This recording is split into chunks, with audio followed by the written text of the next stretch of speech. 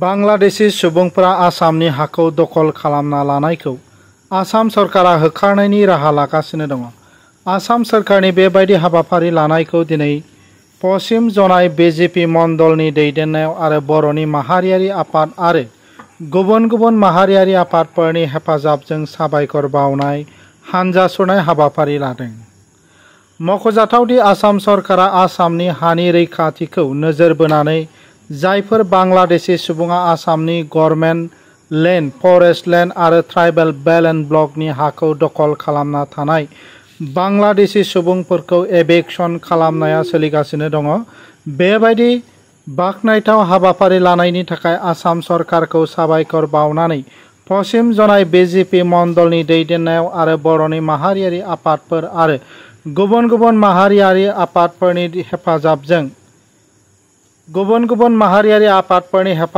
साबायखर बावनाय आरो हानजा सुरनाय हाबाफारिया जानानै थाङो।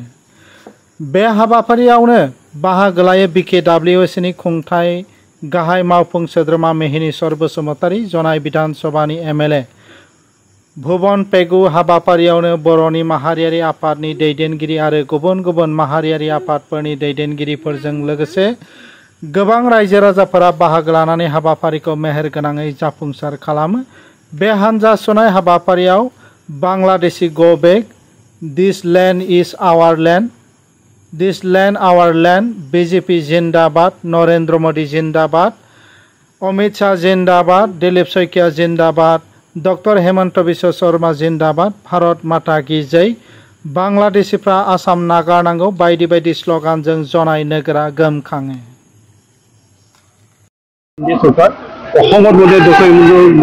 চবৰ মানে চলি আছে। আমি দেখিবলৈ পাইছোঁ যে আমাৰ ভৱিষ্যত মানে মিয়া মুছলমানৰ কাৰণে ভয়াৱহ ৰূপ মানে লোৱা দেখিবলৈ পাইছোঁ। আজিৰ দিনত আমি যদি ষ্ট্ৰেইট যদি ক'বলৈ মানে বিচাৰোঁ, আজিৰ দিনত মুছলমান মানুহৰ জনসংখ্যা যথেষ্ট হ'ল আৰু মানে অকলে মানে মুছলমান জনসংখ্যা আজিৰ দিনত 40%, মানে 40%।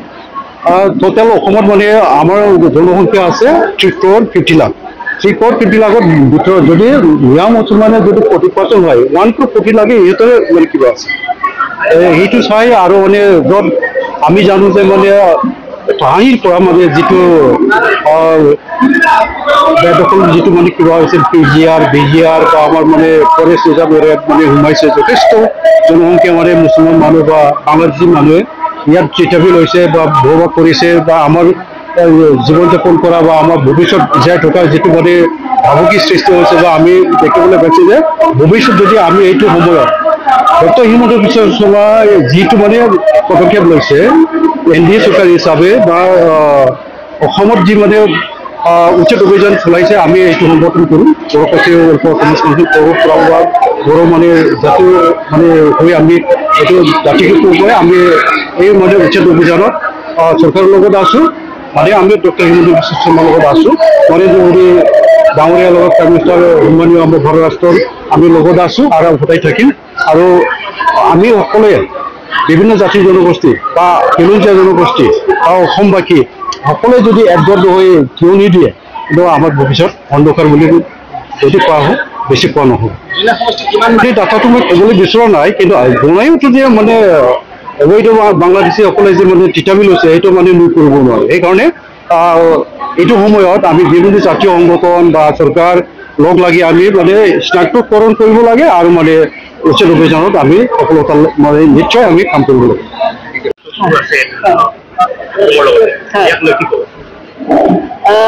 প্ৰথমতে মই মুখ্যমন্ত্ৰী ডাঙৰীয়াক ধন্যবাদ জ্ঞাপন কৰিছোঁ। তেখেতে ইমান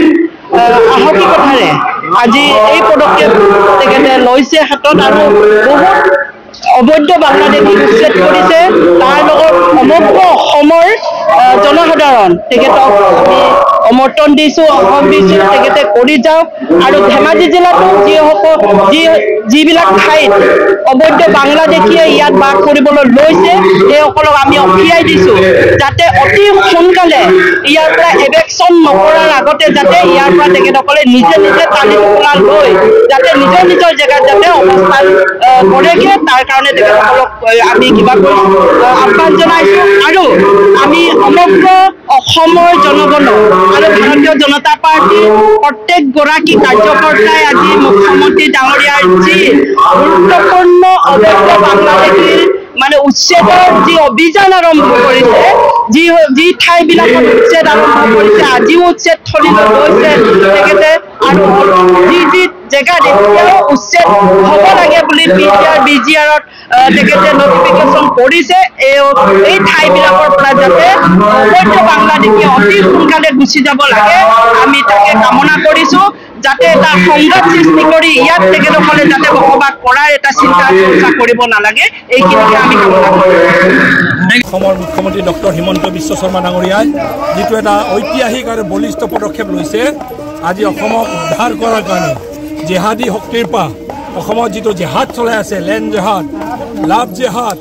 আৰু আমাৰ